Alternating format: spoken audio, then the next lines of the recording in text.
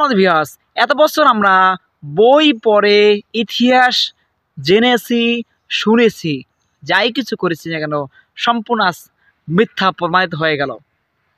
আমরা এত বছর বইতে ইতিহাস পড়েছি পাকিস্তানিরা এদেশের বুদ্ধিজীবীদেরকে হত্যা করেছে, অথচ আজকে মেজর ডালিম বলতেছে পাকিস্তানিরা বুদ্ধিজীবীদেরকে হত্যা করে নাই, বরং বুদ্ধিজীবীদেরকে হত্যা করেছে ভারত।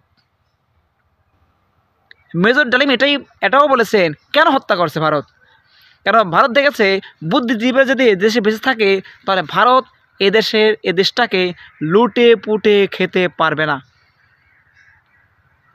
এক নম্বর হলো ভারত এদেশটাকে লুটে পুটে খাওয়ার জন্য এই বুদ্ধিজীবীদেরকে হত্যা করেছে।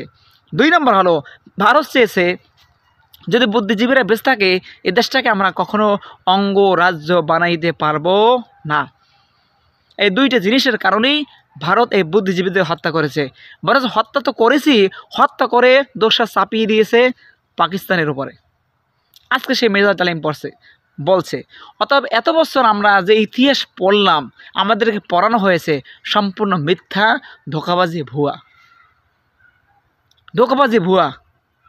ভুয়া ইতিহাস পড়ে আমরা এত বড় হয়েছে। আজকে সত্য ঘটনা বের হয়ে গেল।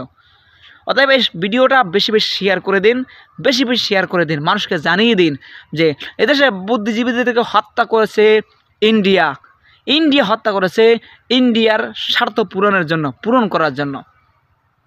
আর এত বছর ইন্ডিয়া দেশটাকে উপরে কি করছে, দেশটাকে লুটে পুটে খেয়েছে, দেশটার তার অঙ্গরাজ্য বানিয়ে চেয়েছে।